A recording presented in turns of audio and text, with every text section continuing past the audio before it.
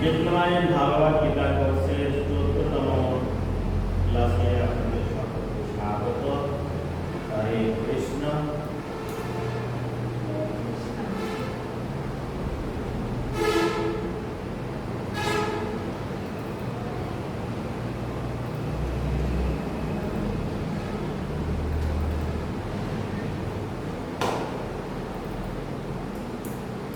প্রশ্নগুলো কি আমাদের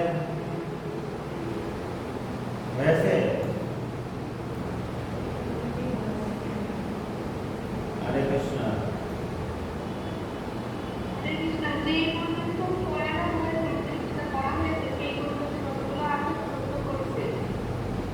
প্রথম অধ্যায় হয়েছে। দ্বিতীয় অধ্যায়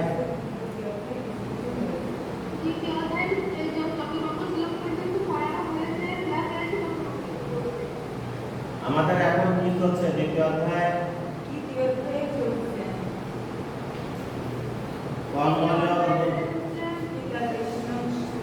বুদ্ধিযোগ।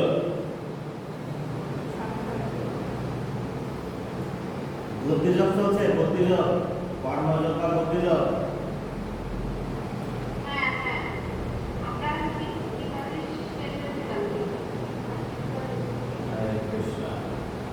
আমরা আজকে পাবো বুদ্ধিযোগ কি, কর্মযোগ কর্মসন্ন্যাস থেকে শ্রেষ্ঠ, কর্মযোগ কর্মসন্ন্যাস থেকে শ্রেষ্ঠ, সেই শিক্ষা আমরা পাবো। কর্মযোগ কর্মযোগ সন্ন্যাস থেকে শ্রেষ্ঠ। কর্ম বুদ্ধিযোগ, কর্ম অথবা বুদ্ধিযোগ, কর্মযোগ আছে কর্মসন্ন্যাস থেকে শ্রেষ্ঠ। হরে কৃষ্ণ।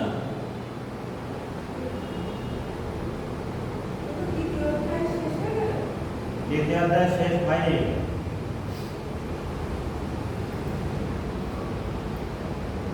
কর্মযোগ বা বুদ্ধিযোগ দ্বিতীয় অধ্যায় 38 থেকে 53 নম্বর শ্লোক পর্যন্ত।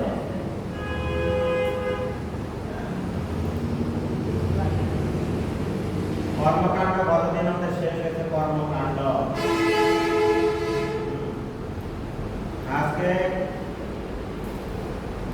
কর্মযোগ বা বুদ্ধিযোগ শুরু হয়েছে 38 নম্বর শ্লোক থেকে 53 পর্যন্ত চলবে।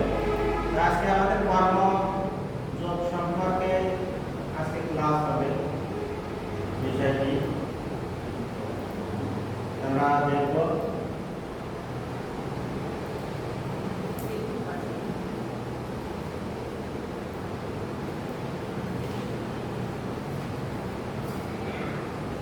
গতদিন আমরা দেখেছিলাম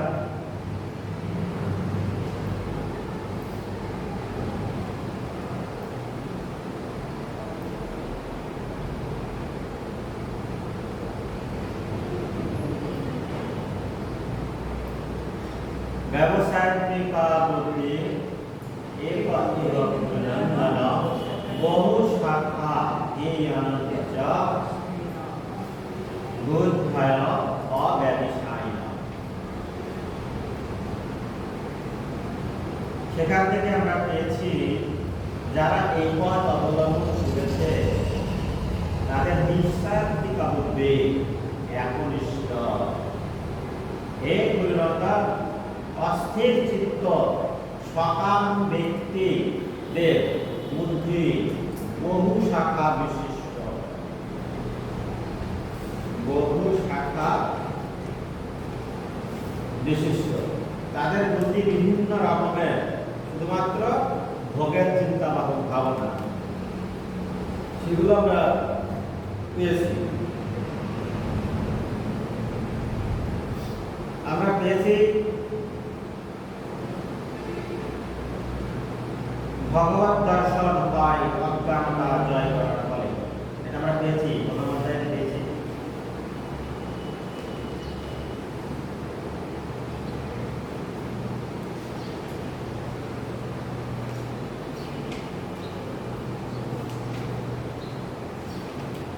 আমরা ভগবানের সংজ্ঞা পেয়েছি।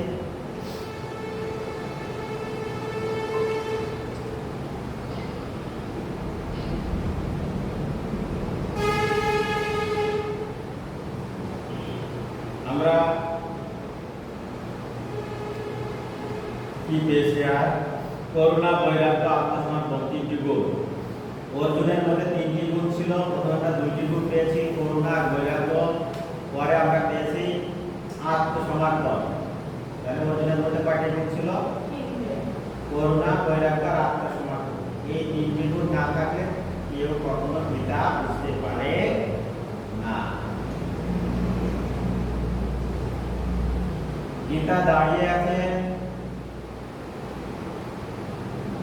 অর্থ, সর্ব, কৃত্তি না আর্য, সর্ব, কৃত্তি, এই দুটি শব্দের উপর গীতা দাঁড়িয়ে আছে। কি? আর্য, সর্ব আর কৃত্তি। আমরা দ্বিতীয় অধ্যায় 2 নম্বর শ্লোকে এটা পেয়েছি। গীতা পাঠ করলে কি হয়? আর্য হতে পারবে। আর্য কি? যারা ধর্মীয় শাস্ত্র অনুযায়ী নিজের জীবন যাপন করে, যারা চায়। তাহলে আমরা কি গীতা পাঠ করলে, গীতা অধ্যয়ন করলে আমরা আর্য হতে পারি। আর কি? সর্বলাভ হবে, আর কি? কৃত্তি লাভ হবে। তিনটি, যেহেতু তিনটির উপর গীতা দাঁড়িয়ে আছে, সেই তিনটি জিনিস আমরা অর্জন করতে পারবো। এক, আর্য হতে পারবো। দুই, সর্ব প্রাপ্ত হতে পারবো। আর কৃত্তি অর্জন হবে। কৃত্তি মা 11 থেকে 30 নম্বর শ্লোক পর্যন্ত আমরা আর্যদের সংজ্ঞা দিয়েছি। আর্য কাকে বলে? একদিন যথার্থ আর্যের সংজ্ঞা আমরা দিয়েছি। সাধর্ম পালন হলে স্বর্গপ্রাপ্তি। যদি কেউ স্বধর্ম পালন করে তার কি হবে? স্বর্গপ্রাপ্তি। যদি আমরা স্বধর্ম পালন করি আমাদের স্বর্গপ্রাপ্তি অনায়াসে হবে। এর জন্য আমাদের নতুন করে কিছু করা লাগবে। বা কর্তব্য কর্ম পালন করলে স্বর্গপ্রাপ্তি হয়। কৃষ্ণ ভক্ত পরিচয় যার, সে হলো কৃত্তিমান।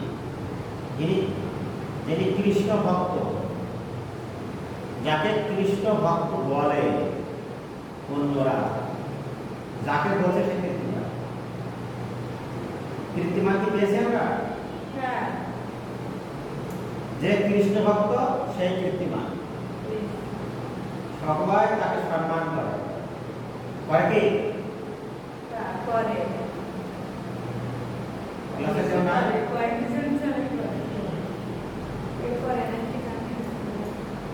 কৃষ্ণ ভক্তকে কি সম্মান করে? না, এই জন্য যে কৃষ্ণ ভক্ত তার কৃত্তি আছে। সবাই বলে কৃষ্ণ ভক্ত। এবং কি করে? অনেক সময় তাদের বাড়িতে থেকে একটা ফল হয়, নতুন গাছের ফল তার বাড়িতে এসে দিয়ে যায়। এটা সম্মান নয়, এটা হচ্ছে ভক্তের কৃত্তি।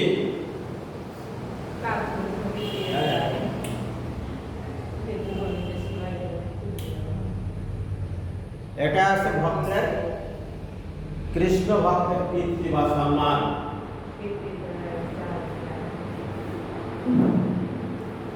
তাহলে আমরা কৃত্তি বুঝতে পারলাম।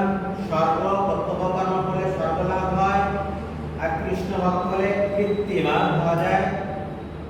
আর কি? সাধারণ পাঠে আর্য হওয়া যায়। গীতা পাঠ করলে তিনটি জিনিস আমরা প্রাপ্ত হব। ভগবান হলো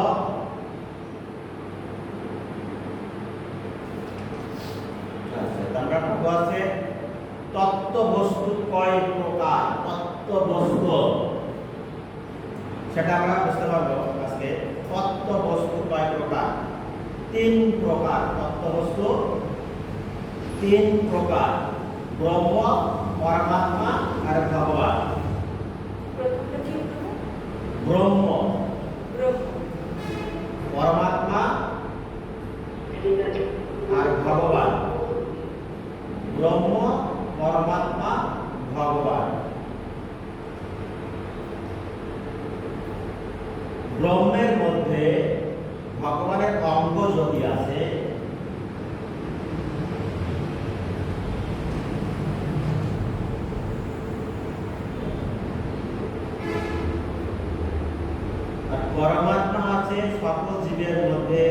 পরমাত্মা তা হলো ভগবানের অংশ প্রকাশ। পরমাত্মা হচ্ছে জীবের মধ্যে যে আত্মা আছে এটা হচ্ছে ভগবান শ্রীকৃষ্ণের অংশ প্রকাশ। প্রথমটা ব্রহ্ম হচ্ছে ভগবানের অঙ্গ জ্যোতি। তৃতীয় নম্বর ভগবান হচ্ছে স্বয়ং কৃষ্ণ। আমি বুঝাতে পেরেছি কি?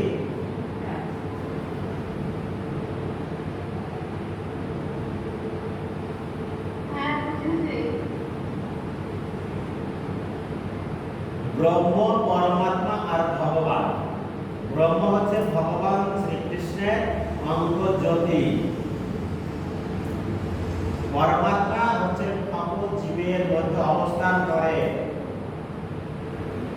আর ভগবান হচ্ছে স্বয়ং কৃষ্ণ নিজে। এটা হচ্ছে তত্ত্ব বস্তু। ব্রাহ্মণ দীক্ষার সময় প্রশ্ন থাকে,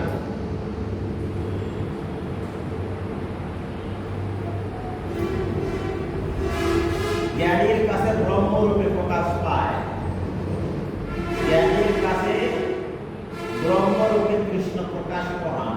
জ্ঞানীর কাছে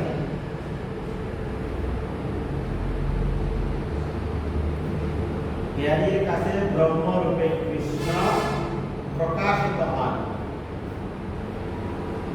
আর ধ্যানীর কাছে পরমাত্মা রূপে প্রকাশিত হন, আর ভক্তের কাছে ভগবান রূপে প্রকাশিত হন। বুঝতে পেরেছি কি?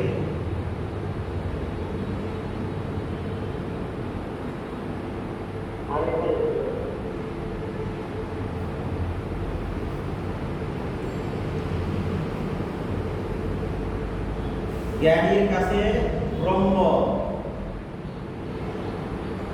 রূপে কৃষ্ণ প্রকাশিত হয়, ধ্যানের কাছে পরমাত্মা রূপে প্রকাশিত হয়, আর ভক্তের কাছে ভগবান রূপে প্রকাশিত হয়। একই বস্তু কিন্তু তিনটি রূপে প্রকাশিত হয়, ঠিক যেমন বরফ, জল আর বাষ্পীয়। কমলিকা মাতাজি বুঝাতে পেরেছি কি আমি?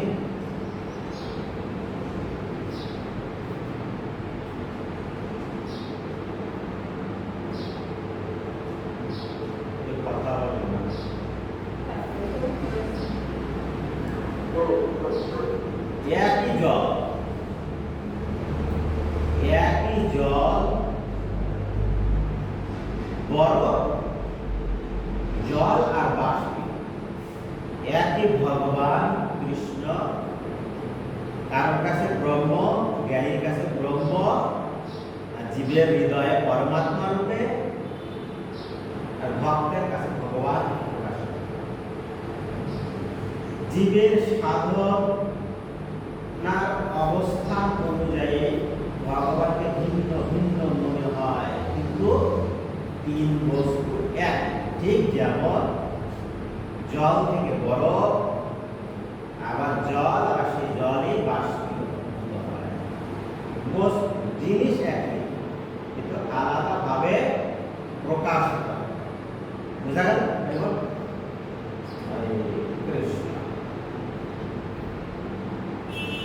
যে শত্রুকে হত্যা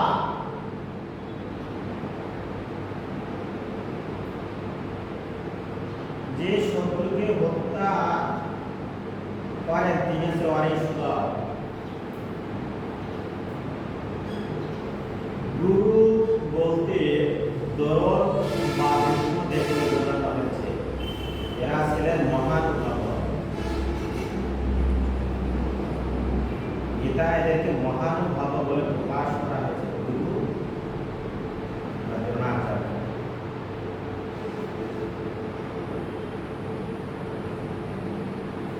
ভীমের বিশ্বের দুইটি প্রতিষ্ঠা ছিল, হস্তিনাপুরের রাজাকে প্রতিজ্ঞা ছিল। বিশ্বদেবের দুইটি প্রতিজ্ঞা ছিল, একটা আছে হস্তিনাপুরের রাজাকে রক্ষা করবে, আর আজীবন ব্রহ্মচারী জীবন যাপন।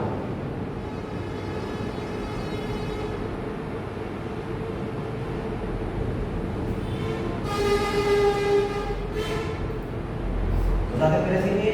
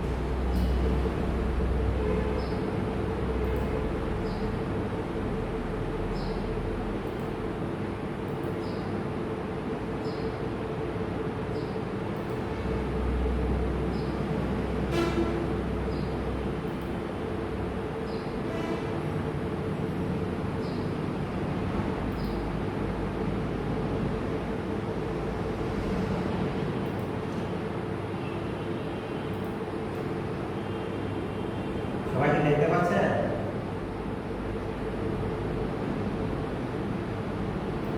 দেখতে পাচ্ছেন কি?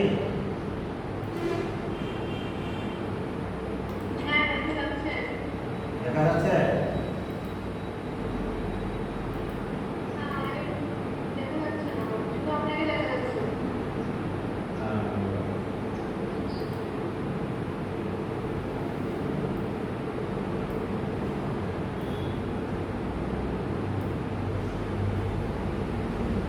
তাহলে কি এখানে বিশ্বদেবের দুইটি প্রতিজ্ঞা ছিল, একটি হচ্ছে হস্তিনাপুরের রাজাকে সে রক্ষা করবে আর আজীবন ব্রহ্মচারী থাকবে। আমরা সিদ্ধান্তহীনতা, অর্জুনের যে যুদ্ধ না করার যে যুক্তি, এটা 5টি পেয়েছিলাম, তার মধ্যে সিদ্ধান্তহীনতা পেয়েছি দ্বিতীয় অধ্যায় 7 নম্বর শ্লোকে, অর্জুনের আত্মসমর্পণ 7 নম্বর শ্লোকে।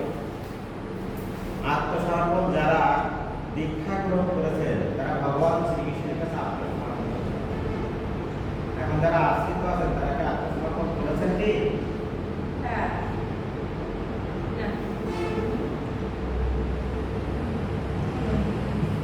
অর্থাৎ ভক্ত হলে 3টি গুণ অবশ্যই প্রয়োজন। তাহলে আত্মসমর্পণ যারা দীক্ষার জন্য প্রস্তুতি নিচ্ছেন বা দীক্ষা গ্রহণ করেছেন তারা আত্মসমর্পণ করেছেন ভগবান শ্রীকৃষ্ণের কাছে। করুণা, যারা জীবনটা বন্ধ করেছে তাদের হৃদয়ে করুণা আছে। বৈরাগ্য, কৃষ্ণ প্রসাদ ছাড়া আর কিছু খাবো না, এখানে আছে করুণার উদ্বেগ।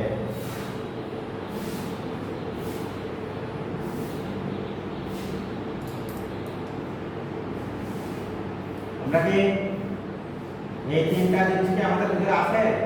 আছে।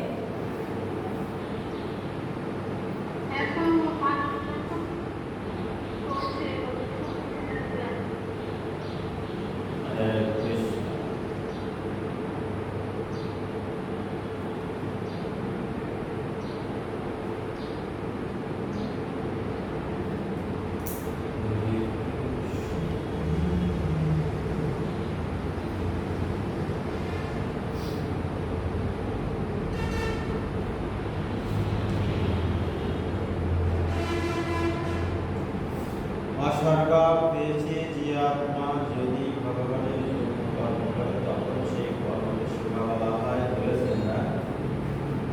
বর্ণ পেয়েছে, বর্ণ হচ্ছে সামাজিক বর্ণ শ্রেণী, সামাজিক ভাবে শ্রেণী। আশ্রম হলো আশ্রয় শ্রেণী বিভাগ। সাধারণ 2 প্রকার, সাধারণ দৈবী আশ্রয় বলেছি।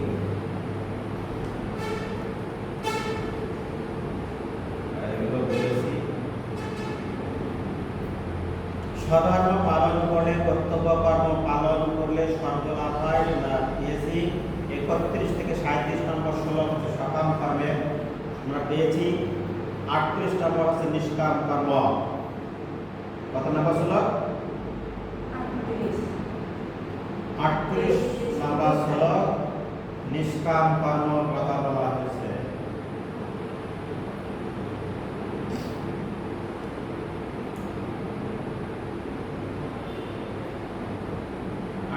নম্বর শ্লোকে সুখ দুঃখে সুখ দুঃখে সমেকাল ভোলা ভয়া জয় সাধুয়ুধয়ায়স্য না এবং পাপং ইয়াস্যসি। এই ক্ষেত্রে বলেছে যে সুখ দুঃখ জয় পরাজয়কে সমজ্ঞান করে যুদ্ধের নিমিত্তে যুদ্ধ করো। এটা হচ্ছে নিষ্কাম কর্ম নির্দেশ, নিষ্কাম কর্মের সংজ্ঞা। সব কিছুকে সমান জ্ঞান করা,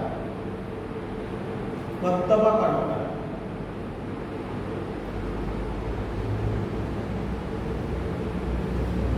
আমরা 39 থেকে 72 পর্যন্ত আশ্রম ভিত্তিক কর্তব্য কর্মের কথা পাবো। আশ্রম ভিত্তিক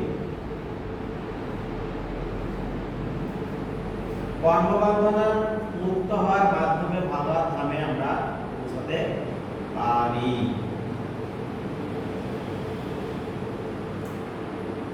আমরা চলে যাব 42 নম্বর শ্লোকে।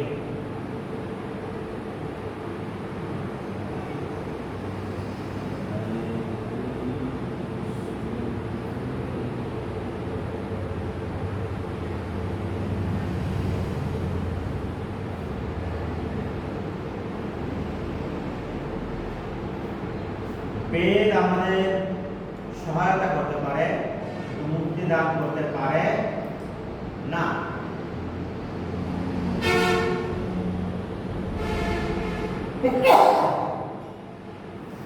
ভবৈশ্বর্য প্রসাদমানম কয়াপহিতচেতসাম ব্যবসায়াত্মিকা বুদ্ধিঃ সমাধৌনা বিধীয়তে। ভবৈশ্বর্য প্রসাদমানম কয়াপহিতচেতসাম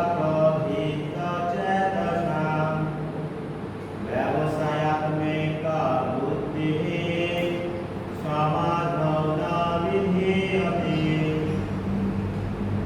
ক্লিয়ার? হ্যাঁ। অনেকবার সবার ক্লিয়ার? হ্যাঁ।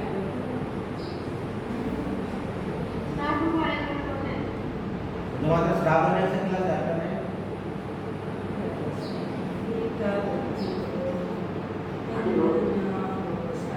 ভবৈশ্বর্য প্রসাদমানম কয়াপহিতচেতসাম ব্যবসায়াত্মিকা বুদ্ধিঃ সমাধৌনা বিধীয়তে। ভবৈশ্বর্য প্রসাদমানম কয়াপহিতচেতসাম ব্যবসায়াত্মিকা বুদ্ধিঃ সমাধৌনা বিধীয়তে। ক্লিয়ার?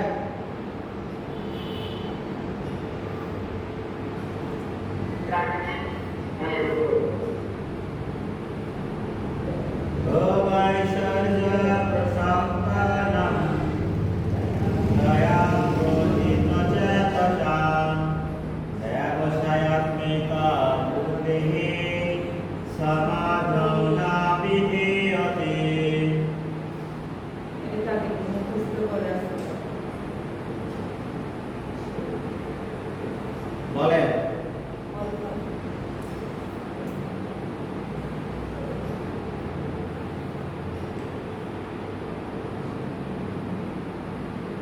শ্রাবণী বলেন।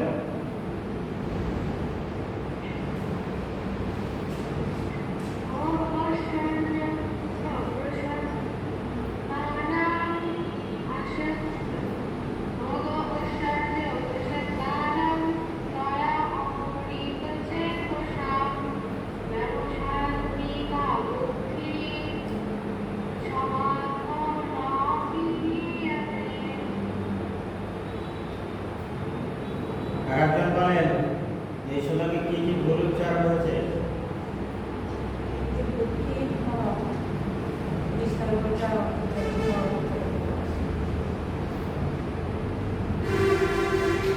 দেওয়া আছে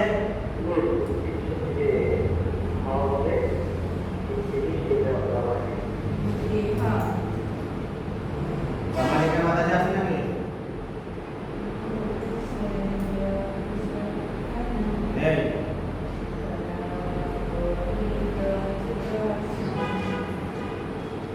এখানে ভগবান বলছেন অর্জুনকে যারা ভোগ ও ঐশ্বর্য সুখে একান্ত আসক্ত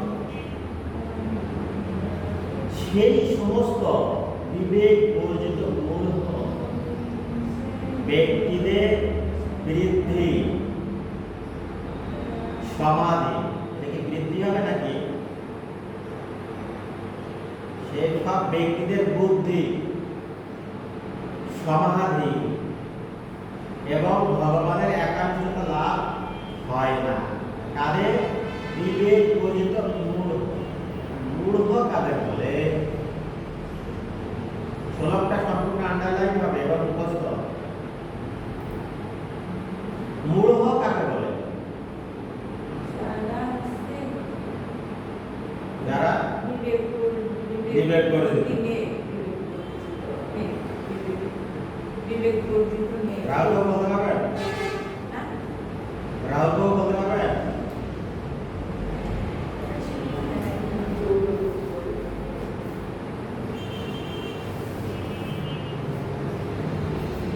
রাহুল বলতে পারবেন আপনি এই কাজ করেন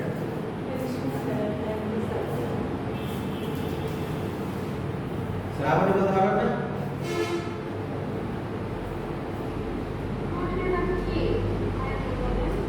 মূঢ়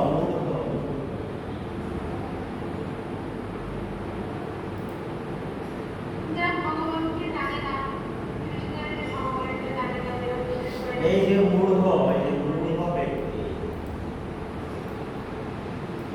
তারা বিবেক বর্জিত ঠিক আছে বিবেক বর্জিতদের মধ্যে আবার মূঢ় ব্যক্তি আছে মূঢ় কারা যারা ভোগ ও ঐশ্বর্য সুখে একান্ত আসক্ত সেই সমস্ত বিবেক বর্জিত মূঢ় ব্যক্তিদের বুদ্ধি সমাধি সমাধি অর্থ কি না স্থির সমাধি অর্থ স্থির হয়ে যাওয়া সমাধি সমাধি হয় কি স্থির মারা গেলে মৃত তাদের বুদ্ধি আর বৃদ্ধি পায় না সমাধি বিবেক বর্জিত মূঢ় কাকে বলে মূঢ় হচ্ছে এরকম সে বোঝে শোনে কিন্তু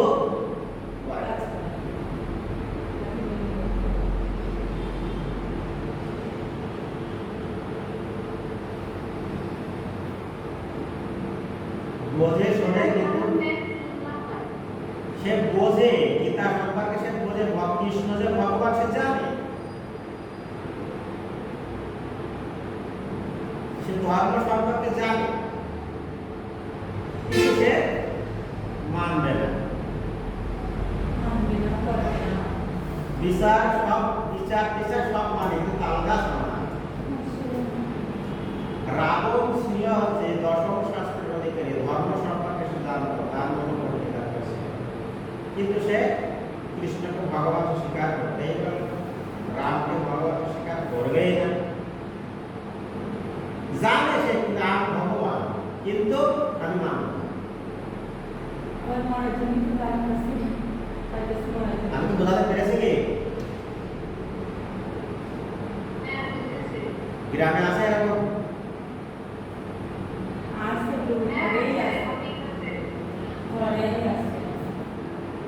এগুলো আছে মূঢ় ব্যক্তি তারা বিবেক আবার কিছু আছে বিবেক বর্জিত কিন্তু কৃষ্ণ যে ভগবান তার শ্রদ্ধা করে তাদেরকে শ্রদ্ধা মানতে হয় আর এই মূঢ়রা তারা বলে যে ও দেখেছি কৃষ্ণ দেখেছি তুই করে বেড়াই ঠিক আছে এরকম এদের বুদ্ধি আছে সমাধি তারা ভগবানকে যেটুকু জানে ওর বেশি আর জানে না। তাদেরকে ভগবানের একাংশতা লাভ হয় না, তারা কখনো ভগবানের একাংশতা লাভ করে না। তাকে বোঝাতে পেরেছি? হ্যাঁ।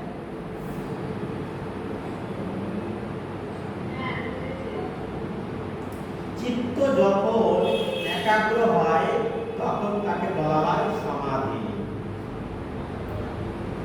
চিত্ত যখন একাগ্র হয় তখন তাকে সমাধি বলে। যখন সেই চিত্ত ভগবান শ্রীকৃষ্ণের চরণে স্থির হয় সেটা হয় ধ্যান। আর যখন ভগবান শ্রীকৃষ্ণ নয় অন্য কিছুতে সমাধি হয় তখন সেটা ধ্যান নামে সমাধি বলা হয়। যেমন মৃতদেহ সমাধি। বোঝাতে পেরেছে কি? বৈদিক অভিধানে নিরুক্তিতে বলা হয়েছে যে স্বর্ণ গাধিয়তে अस्मिन् आत्मतत्व यथा आत्मा। অর্থাৎ মন যখন আত্মাকে উপলব্ধি করার জন্য একাগ্র হয় তখন তাকে বলা হয় সমাধি। সমাধি কাকে বলে? মন যখন আত্মাকে উপলব্ধি করে, মন যখন আত্মাকে উপলব্ধি করার জন্য একাগ্র হয় তখন তাকে বলা হয় সমাধি।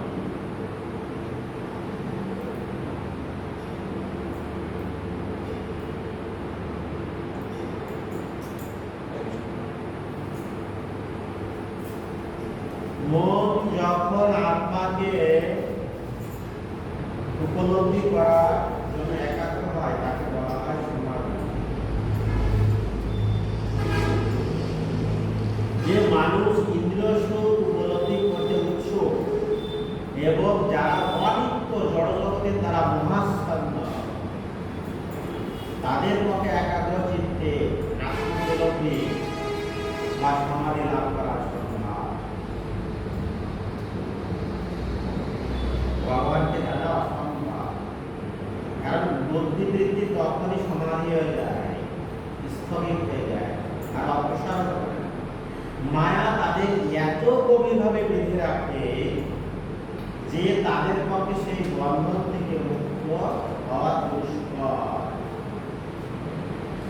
মায়া তাদেরকে এমন ভাবে বেঁধে রাখে তাদের পক্ষে সেই মায়াকে ছিন্ন করা অত্যন্ত দুষ্কর হয়ে পড়ে।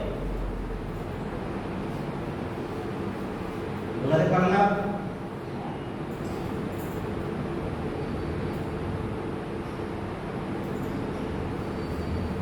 त्रैगुण्य विषयभेद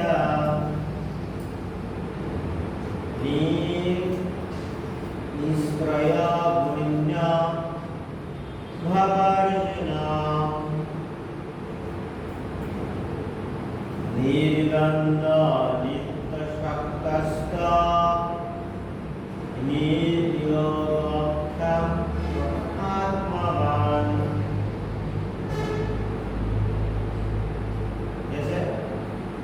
त्रैगुण्य विषयभेद निष्प्रयुज्य गुण्य भवर्जन निर्गन्ध नित्यशक्तस्त निर्योगक्षेम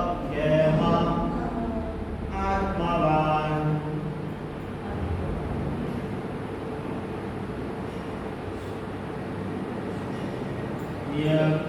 निर्योगक्षेम आत्मवान। त्रैगुण्य विषयभेद निष्प्रय गुण्य गुण्य भवर्जन निर्गन्ध नित्यशक्तस्त निर्योगक्षेम आत्मवान।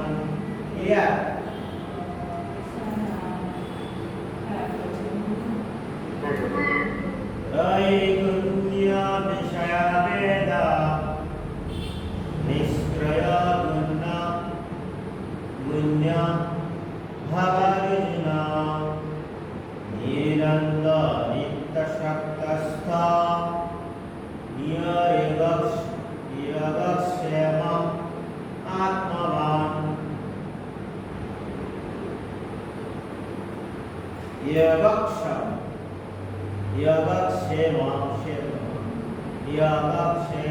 आत्मवान् योगक्षेम आत्मवान् योगक्षेम आत्मवान् विषय वेद निष्क्रय गुण भवर्जुन निर्गन्ध नित्यशक्तस्थ निर्योगक्षेम आत्मवान्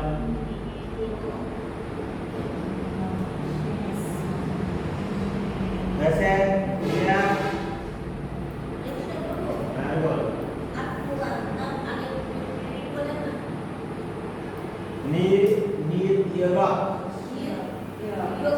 योगक्षेम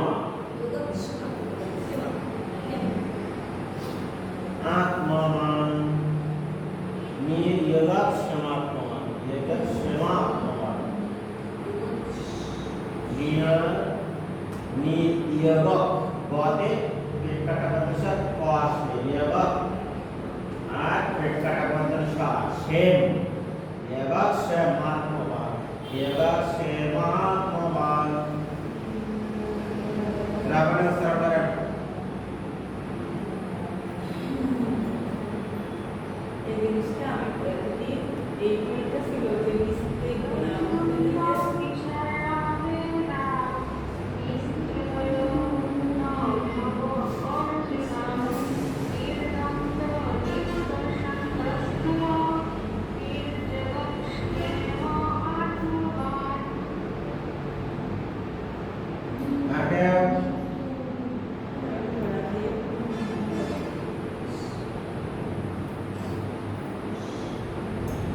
राव बाबू लिंक कैटेगरी आपने लिंक कर रहे हैं आगे तक लिंक कर रहे हैं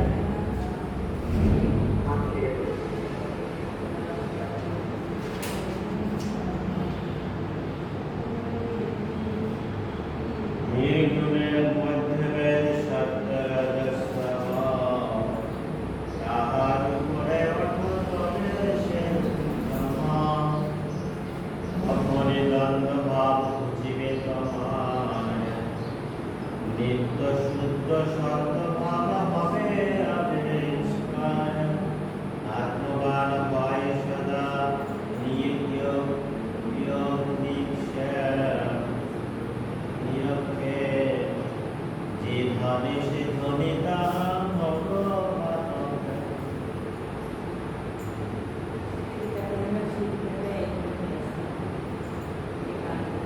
बड़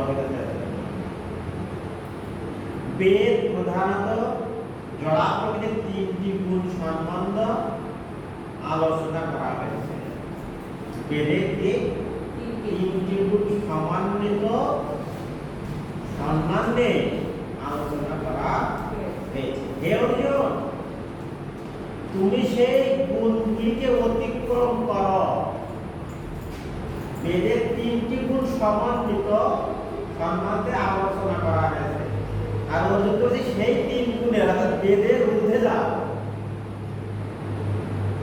হ্যাঁ বেদে হে অর্জুন তুমি সেই তিন গুণগুলিকে অতিক্রম করে নির্গুণ স্তরে অধিষ্ঠিত হও অর্থাৎ তিনটি গুণ সেই তিনটি গুণের ঊর্ধ্বে ওঠো সত্য রজ এবং তম এই তিনটি গুণের ঊর্ধ্বে যেতে হবে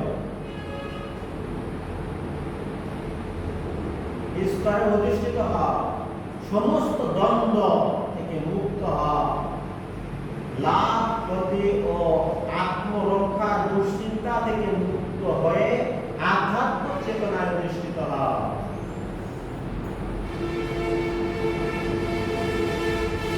ঠিক আছে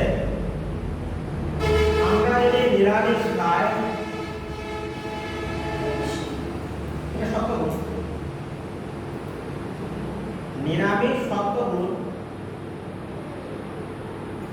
যখন আমরা ভগবানকে নিবেদন করি, এটা সত্যগুণের ঊর্ধ্বে চলে যায়। সত্য রজো তিনটি গুণের ঊর্ধ্বে, তখন সেটা প্রসাদ নির্গুণ হয়ে যায়। ভগবান শ্রীকৃষ্ণ নির্গুণ স্তর অধিষ্ঠিত হন। সত্য রজ এবং তম গুণের ঊর্ধ্বে যায়, পেয়ে গেছে সত্য রজ তম মিশ্রণ করে। হে অর্জুন, তুমি সেই গুণগুলি অতিক্রম করো, করে নির্গুণ স্তরে অধিষ্ঠিত হও। তাহলে কি হবে? সমস্ত দ্বন্দ্ব মুক্ত হবে, মুক্ত হও এবং লাভ প্রতি ও আত্মরক্ষা, এই দুশ্চিন্তা, এগুলোকে লাভ প্রতি, এগুলোকে দুশ্চিন্তা আনে, ইয়ানে দুশ্চিন্তা বৃদ্ধি করে। এমন কোন ব্যক্তি নেই যে আত্মরক্ষা চিন্তা নেই। এই আত্মরক্ষা আছে দুশ্চিন্তা।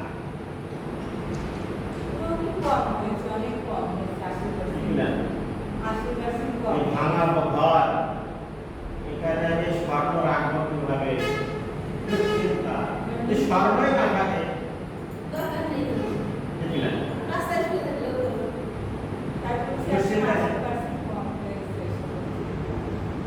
যার সম্পদ আছে তার রক্ষা করার চিন্তা আছে, যার সম্পদ নেই রক্ষা করার চিন্তা নেই। যার আসক্তি আছে তার লাভের চিন্তা আছে, ক্ষতির চিন্তা আছে। যদি লাভ না হয় ঠিক না, এটা আছে জাগতিক বিষয়। বেদে দেওয়া আছে এই পূজা করলে তোমার এই হবে।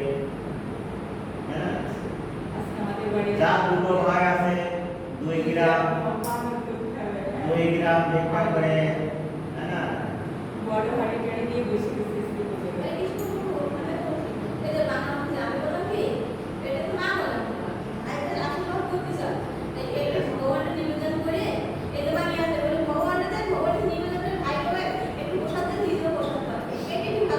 সব গুণ থেকে নির্গুণ স্তরে যেতে হবে। রাহুল ভাই, শ্রাবণী কিছু বলবেন নাকি?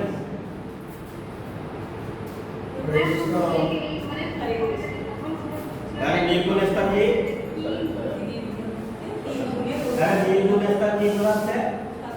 বেদে প্রধানত জড় প্রকৃতির 3টি গুণ সম্বন্ধে আলোচনা করা হয়েছে, এর ঊর্ধ্বে নয়।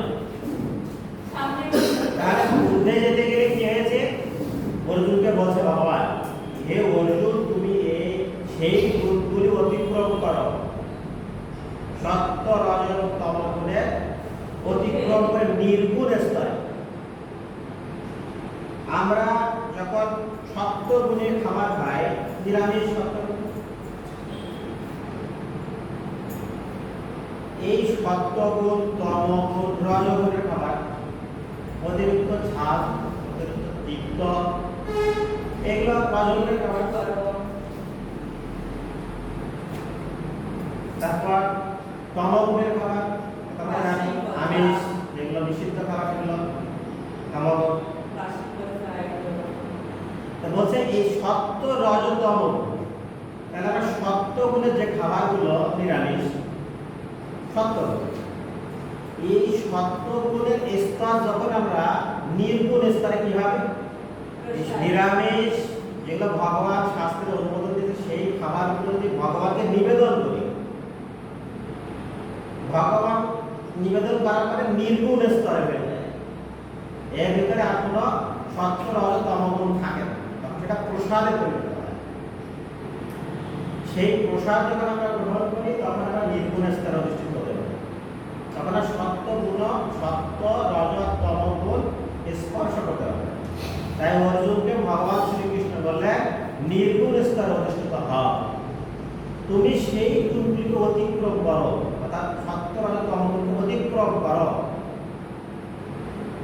তারপরে কি হবে? এই নির্গুণ স্তর, অর্থাৎ ভগবানের প্রসাদ গ্রহণ করলে কি হয়? সমস্ত দ্বন্দ্ব মুক্ত হয়। দ্বন্দ্বকে আমি এটা করবো কি ওটা করবো, না এটা না ওটা না, তাহলে বুঝতে পারছি না, তাহলে আমি আরেকটা জায়গা শুনি। এই যে দ্বন্দ্ব ভাব, এই দ্বন্দ্ব থেকে মুক্ত হওয়া যায় নির্গুণ স্তরে, তখন আর কি হয়? লাভ ক্ষতি, এই লাভ ক্ষতি ও আত্মরক্ষা দুশ্চিন্তা। পৃথিবীতে সবচেয়ে দুশ্চিন্তা আছে আত্মরক্ষা। যারা এক ভরি সোনা আছে, তার যদি ঘর যদি ভাঙা থাকে, তখন সে বলে সোনা আমি কোথায় রাখবো, কোথায় লুকাবো, এটা দুশ্চিন্তা। আর যারা এই স্বর্ণই নেই, তারা দুশ্চিন্তাই নেই। যার ব্যবসায়ী মনোভাব আছে, তার লাভ ক্ষতির ভয় আছে। যার ব্যবসায়ী মনোভাবই নেই, তার লাভ ক্ষতি নেই। সকল ব্যবসায়ী ভগবান শ্রীকৃষ্ণের জন্য আত্মসমর্পণ করতে থাকে, লাভ ক্ষতি ভগবান শ্রীকৃষ্ণের, সেহেতু তার লাভ ক্ষতির ভয় থাকবে।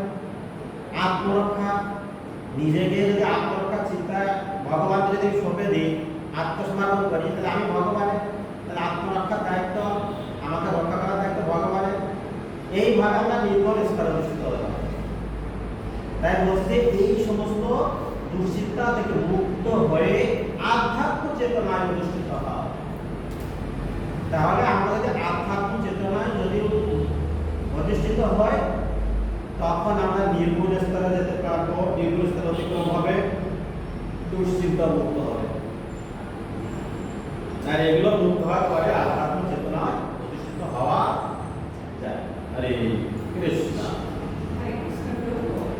ওই প্রসাদটাকে দেখতে যদি প্রসাদ বানাতে যদি পড়ে যায়, তারপর কি আর নেওয়া যায় না? প্রসাদ বানাতে বানাতে প্রসাদ বানাতে পারি না, সবজি এটা ভোগ করে দেওয়ার সময় যদি এরকম আপনি কি সেটা গ্রহণ করতে প্রস্তুত?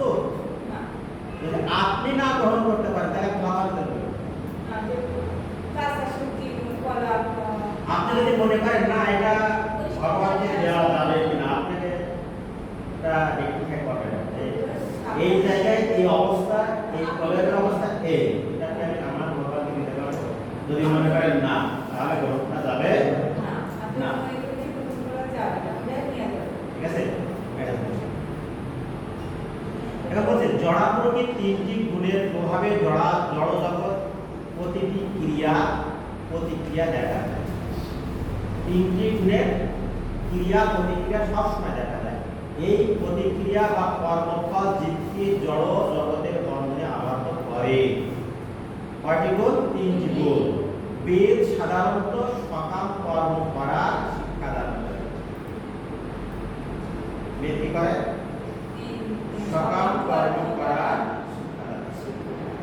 কিন্তু যার ফলে সাধারণ মানুষ জড় সুখ উপভোগ ও জড় ইন্দ্রিয়ের তৃপ্তি সাধনের স্তর থেকে ক্রমশ অধঃপদ স্তরে উন্নীত হতে পারে, তা নির্গুণ স্তরে হতে পারে।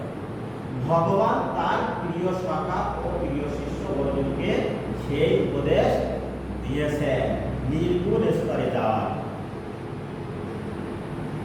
তাহলে বেদের কর্মকাণ্ডকে সকাম কর্মের কারণ, কর্মকাণ্ড সকাম কর্ম হলে কর্মবন্ধ নয়, বেশি বদলে গেছে। আর কর্মবন্ধ কি কর্মভোগ করা, কর্মফল, আর কর্মফল ভোগ করতে গেলে জন্ম গ্রহণ করা লাগবে। তাহলে জন্ম মৃত্যু চক্রে থেকেই যাচ্ছে। আর যখন নির্গুণ স্তরে ওঠে, তাহলে পারমার্থিক স্তরে গেলাম, তাহলে ভগবানের এত সমাধিত হলাম, সকল দায়িত্ব ভগবানের। ভগবান চাইলে কি আমার ভক্ত এক জন্মে যেন আমার ঠিক না, তাহলে তিন গুণ এর ঊর্ধ্বে যেতে হবে। তিন গুণের ঊর্ধ্বে না গেলে এই জন্ম মৃত্যু চক্র থেকে যাবে। যদি বেদকে আমরা যদি প্রশ্রয় দিই, তাহলে কি হবে? সকাম কর্ম আমাদেরকে জানা হবে, তার কর্মফল আছে, কর্মফল থাকলে জন্ম হবে, মৃত্যু হবে, ঠিক না? তাহলে আমরা বেদ দরকার নাকি গীতা দরকার? এই জন্য অনেকে বলে ইসলামটা বেদ মানে না, বেদ মানে না তা না, কিন্তু বেদে বলা আছে সকাম কর্মের কথা, আর গীতা বলছে নিষ্কাম কর্মের কথা, শাস্ত্রোক্ত। আচ্ছা, বেদ আছে কর্তব্য কর্মের কথা বলে, বেদে কি থাকে? কর্তব্য কর্মের কথা বলে। আর হরে কৃষ্ণ মহামন্ত্র স্বধর্মের কথা বলে। হরে কৃষ্ণ মহামন্ত্র না আপনি বেদের সার বেদে আছে বর্ণাশ্রম ধর্ম, কোন বর্ণের কি কর্ম সেই অনুসারে পরিষ্কার করে না কর্তব্য কর্ম সকাম কর্ম, কর্তব্য কর্ম আছে সকাম কর্ম। বেদের সার মতো মা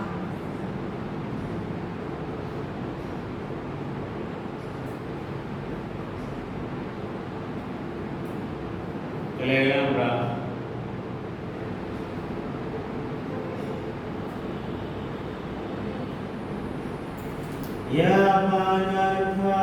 পানে সর্বদা সম্পদকে, এখানে ভুল আছে বানানটাকে। আবাদ সর্বেষু বেদেষু ব্রাহ্মণস্যাপি জনতঃ বেজনতা শ্রীজনতঃ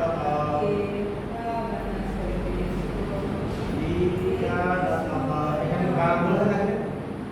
আমার এখানে বানান ভুল আছে, উপরটাতে ভুল আছে। বীজা নতঃ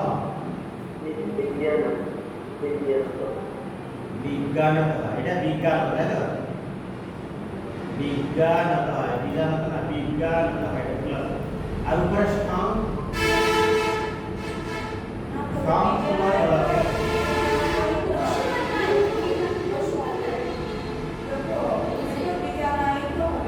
উপরেটা কি আছে? সংকুলতদকে, সংকুলতদকে।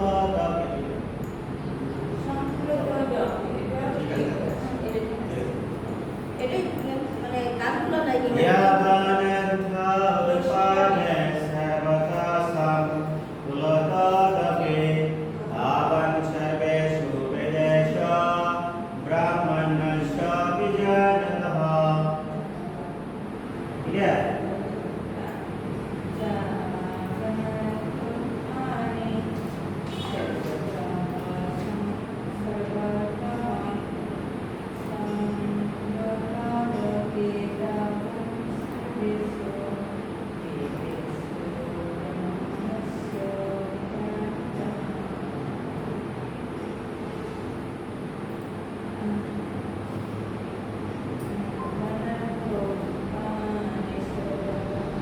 ওপেন করে দেন, ওপেন।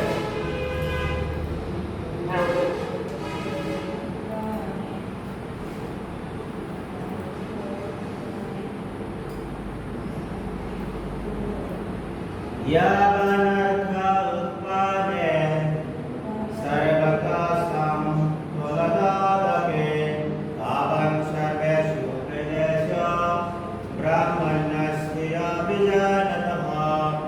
ক্লিয়ার?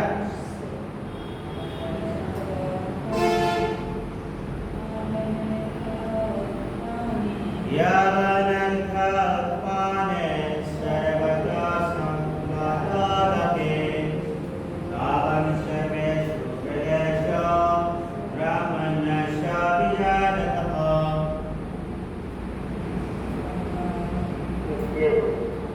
ক্লিয়ার বলেন?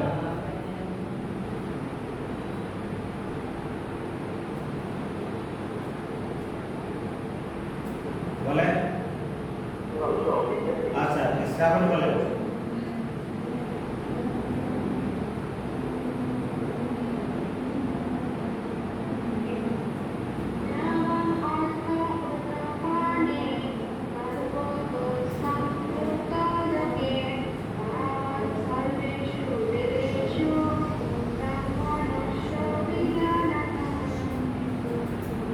লোক তোমার মাথায় পারবেন?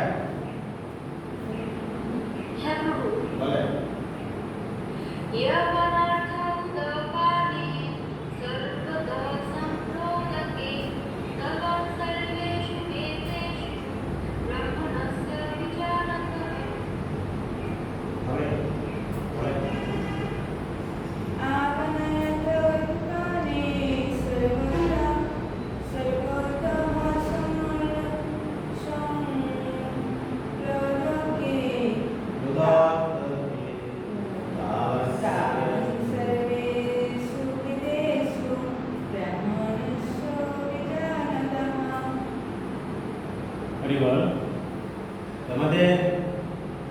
উচ্চারণ মোটামুটি ক্লিয়ার। সেই প্রেমে ভাসমান সর্বলাভ পায়, উপজল নদী জল যথাযথ হয়, এক রূপে হয় এক কার্যশাল, নদীর জলেতে হয় একত্রে ভজন, বেদের তাৎপর্য সেই এক লক্ষ্য হয়, ব্রাহ্মণ্য যে হয় সেই সমস্ত উপায়। গোপাল বললেন প্রত্যেকটা শ্লোক আকারে কবিতা আকারে সুন্দর করে দিয়েছেন। সেই প্রেম ভাসমান, সেই প্রেমে ভাসমান সর্বলাভ পায়, উজ্জ্বল নদী জল যথাযথ হয়, এক রূপে হয় এক কার্যের সাধন, নদীর জলেতে হয় একত্রে ভজন, বেদের তাৎপর্য সেই এক লক্ষ্য হয়, ব্রাহ্মণ যে হয় সে সমস্ত বুঝায়। ব্রাহ্মণে একমাত্র সমস্ত বুঝতে পারে। শ্রী গোপাল এটা বললেন। আমরা একটা বৃহৎ জিনিস এখন বুঝবো। ক্ষুদ্র জলাশয়ে যে সমস্ত প্রয়োজন সাধিত হয়, ক্ষুদ্র জলাশয় সেই বৃহৎ, সেইগুলি বৃহৎ জলাশয়ের তার থেকে আপনা আপনি সাধিত। ক্ষুদ্র জলাশয়ে যে প্রয়োজন মিটে যায়, সেইগুলি, সেই চাহিদাগুলি বৃহৎ জলাশয়ে আপনা আপনি মিটে যায়। তেমনই ভগবানের উপাসনার মাধ্যমে যিনি পরব্রহ্মের জ্ঞান লাভ করেন, সব কিছু উদ্দেশ্য উপলব্ধি করেছেন, তার কাছে সমস্ত বেদের উদ্দেশ্য সাধিত হয়েছে। কথা হচ্ছে ক্ষুদ্র জলাশয় কি আর বৃহৎ জলাশয়। ক্ষুদ্র জলাশয় আছে আর বৃহৎ জলাশয় বলতে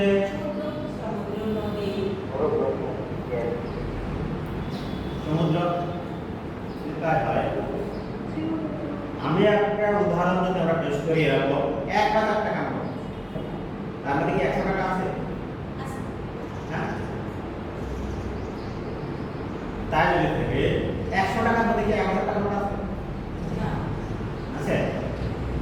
বৃহৎ জলাশয় আছে 100 টাকা, 1000 টাকা সমান 1000 টাকা।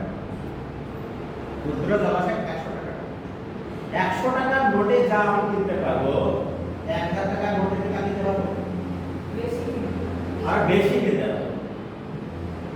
1000 টাকার নোটে আমরা যা কিনতে পারবো, 100 টাকার নোটে কি তা কিনতে পারবো? তা কখন সম্ভব? ঠিক তেমনই ক্ষুদ্র জলাশয়ে যে প্রয়োজন আমাদের মিটাবে, আর বৃহৎ জলাশয় আপনা আপনি মিটার বেশি বেশি, ঠিক না? ভগবান শ্রীকৃষ্ণ এখানে সেটাই বলেছেন। উদাহরণ রয়েছে ক্ষুদ্র জলাশয়, অর্থাৎ পুকুর। পুকুরে আমরা সারাদিন যে প্রয়োজন মেটাই, মহাসাগরে তার চেয়ে বেশি জল থাকে, সেই প্রয়োজন আপনার। ঠিক যেমন 100 টাকা বা 1000 টাকা। আমি কি বোঝাতে পেরেছি?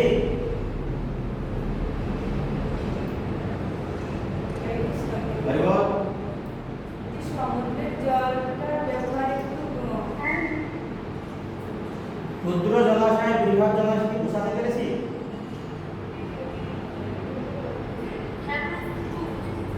এখানে বুঝতে কোনো ঝামেলা নেই তো? যদি তাই হয়, তেমনই ভগবান হচ্ছে মহাসাগর। ভগবানের উপাসনার মাধ্যমে যিনি পরব্রহ্মের জ্ঞান লাভ করে সব কিছু লাভ করে, যিনি পরব্রহ্ম, ভগবানের উপাসনার মাধ্যমে পরব্রহ্মের জ্ঞান যে লাভ করেছে, তার কাছে সকল উদ্দেশ্য উন্নতি করতে পেরেছে। অর্থাৎ ভগবান শ্রীকৃষ্ণ 1000 টাকার নোট আর বেদ হচ্ছে 100 টাকা। হ্যাঁ, বুঝতে পেরেছি? ভগবান আছে মহাসাগর, আর বেদের উদ্দেশ্য হচ্ছে একটা পুকুরের। অর্থাৎ বেদে যে উদ্দেশ্য সাধন হয় তা ভগবানের সেবা করলে তা সেই উদ্দেশ্যগুলো আপনা আপনি সাধিত হয়ে যায়। আমি কি বোঝাতে পেরেছি কি?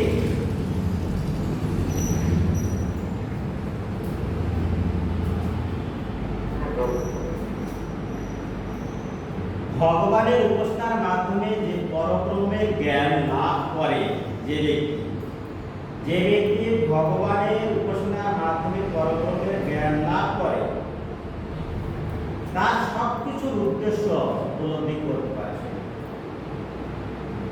তার কাছে সমস্ত বেদের উদ্দেশ্য আপনা আপনি সাধিত হয়ে যায়। দেখো, যে মহাসাগরকে সাগরের কাছে আছে, পুকুরের যে চাহিদাগুলো সে আপনা আপনি সাধিত হয়ে যায়। ঠিক না?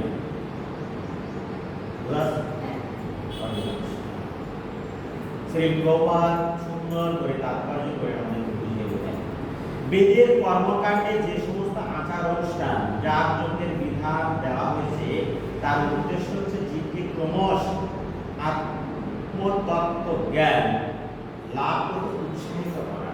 ভালো করে বুঝতে হবে, উৎসাহিত করা। আত্মতত্ত্ব জ্ঞান লাভ করতে উৎসাহিত করা। আত্মতত্ত্ব জ্ঞান দান করছে না, উৎসাহিত। আর ভগবদ গীতার পঞ্চদশ অধ্যায়ে 15 শ্লোকে স্পষ্ট ভাবে বলা হয়েছে বেদ অধ্যয়ন করার একমাত্র উদ্দেশ্য হচ্ছে সর্বকারণের কারণ ভগবান শ্রীকৃষ্ণকে জানা। ভগবানকে জানতে উৎসাহিত করে কে? বেদ। বেদ শুধুমাত্র ভগবানকে জানতে উৎসাহিত করে, কিন্তু ভগবান তো জ্ঞান দিতে পারে। এইভাবে আমরা দেখতে পাই তত্ত্ব জ্ঞান লাভ করার অর্থ হচ্ছে ভগবানের সঙ্গে আমাদের নিত্য সম্পর্ক উপলব্ধি করা।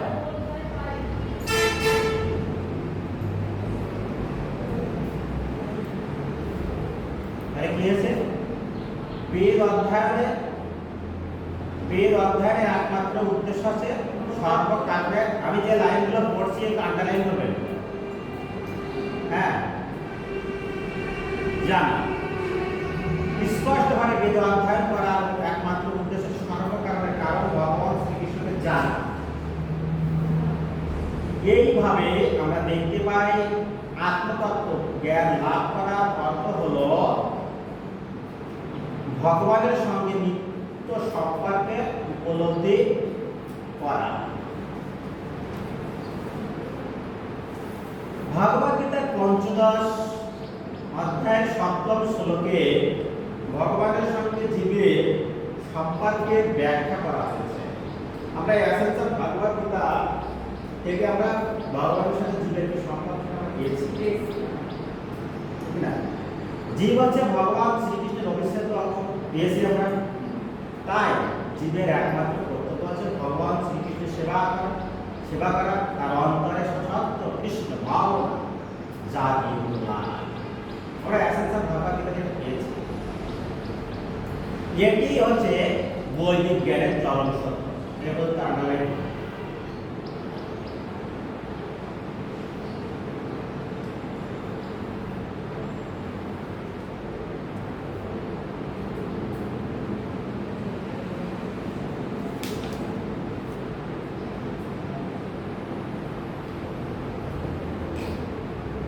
আমরা দ্বিতীয় হরিবল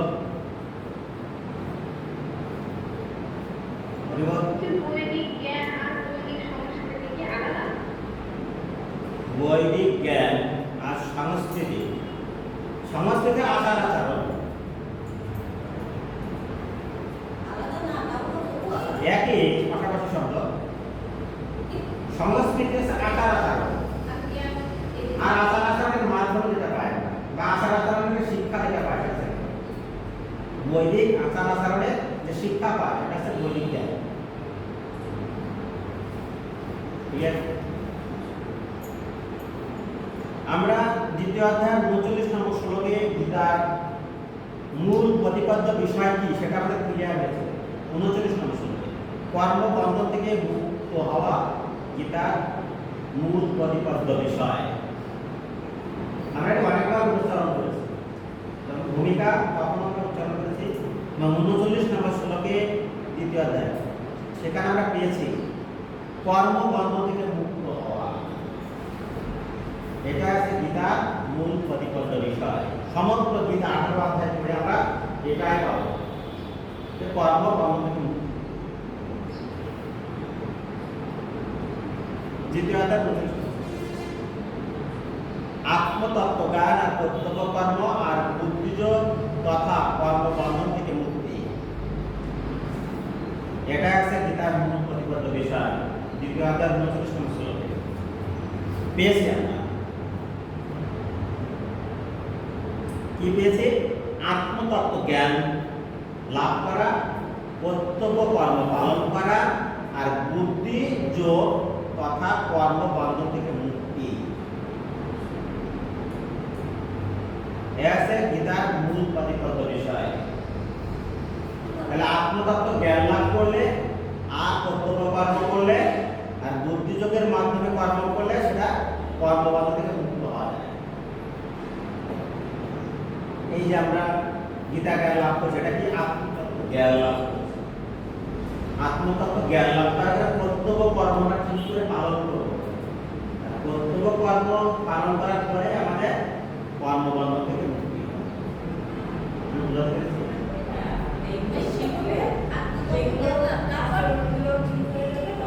এক নম্বরে আত্মতত্ত্ব জ্ঞান লাভ করা, 2 নম্বরে কর্তব্য কর্ম। আত্মতত্ত্ব জ্ঞান লাভের পরে কর্তব্য কর্ম পালন করা। আর কর্তব্য কর্ম যদি আমরা ঠিক মতো করি তাহলে বুদ্ধ যোগের দ্বারা আমরা কর্মবন্ধন থেকে মুক্ত হতে পারব।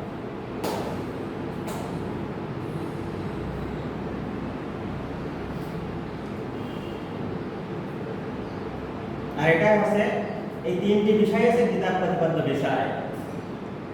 একটার সাথে একটা লিয়াজ একদম মূল গেলে কর্মবন্ধন থেকে মুক্তি।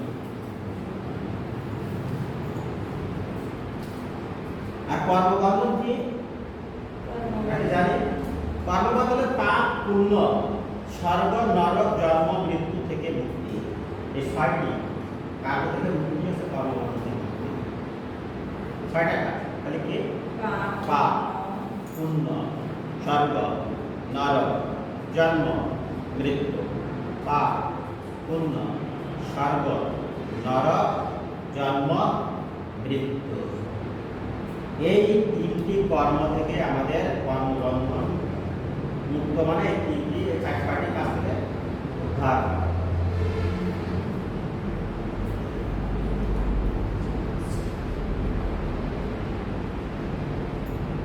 আর একটা জিনিস থাকে, এই 6টি থেকে মুক্ত হওয়ার পরে আমাদের কি লাভ? স্বীকৃতি। এই 6টি থেকে মুক্ত হয়ে স্বীকৃতি লাভের মাধ্যমে আমরা ভগবান শ্রীকৃষ্ণের কাছে ফিরে যেতে পারি।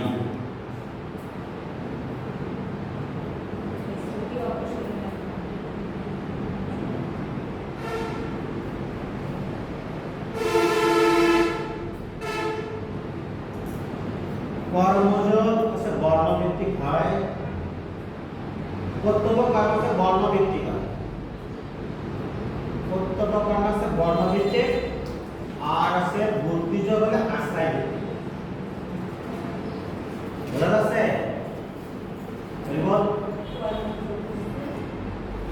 কর্তব্য কর্ম আছে বর্ণভিত্তিক আর বুদ্ধিযোগ হলো আশ্রয় ভিত্তিক। যেমন গুরুদেবের আশ্রয় থেকে আমরা কৃষ্ণের সেবা করি।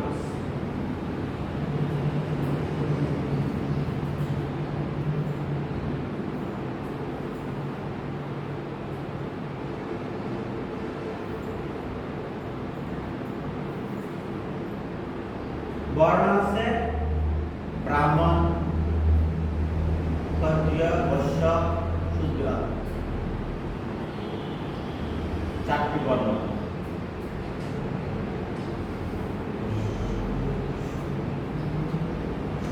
এগুলো লিখে রাখে পরে লাগবে।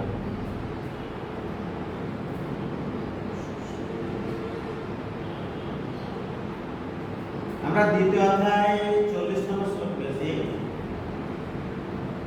যদি স্বল্প স্বল্প অর্থের উদাহরণ পেয়েছি, স্বল্প পরিমাণের যদি কৃষ্ণ ভক্তি করে তার ওয়াহা আইসে কাজ।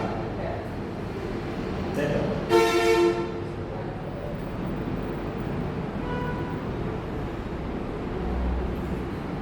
এইগুলো সুন্দর করে পাঠ করতে হবে। 47 নম্বর শ্লোক একদম মুখস্থ থাকবে।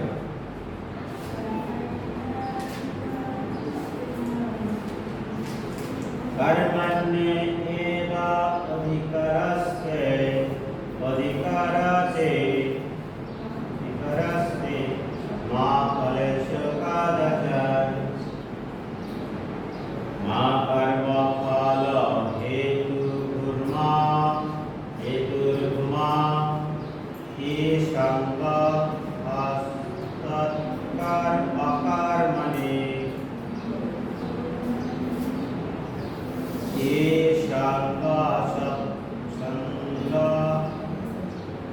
शास्त्र अकर्मणि संगस्त कर्मणि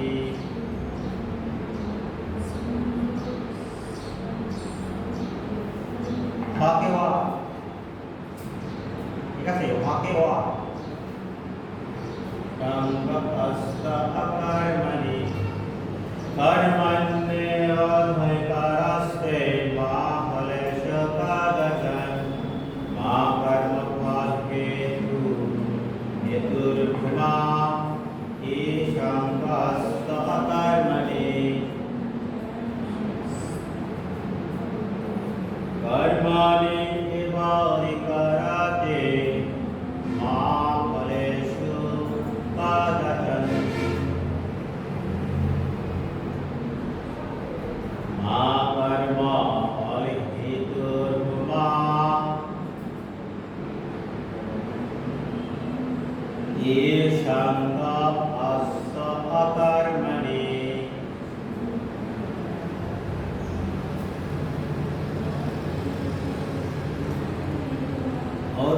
कर्मणि एव अधिकारते अधिकारस्ते अनुसरण करें कर्मणि एव अधिकारते मा फलेषु कदाचन मा कर्मफल हेतुर्मा हि संग हस्ते अकर्मणि कर्मण्ये एव अधिकार কর্মফলে তোমার অধিকার আছে মা মানে না মা ফলে শিক্ষা কর্মফলে তোমার অধিকার নেই। প্রথম লাইন এটা মুখস্থ থাকবে, প্রথম লাইন আন্ডারলাইন হবে।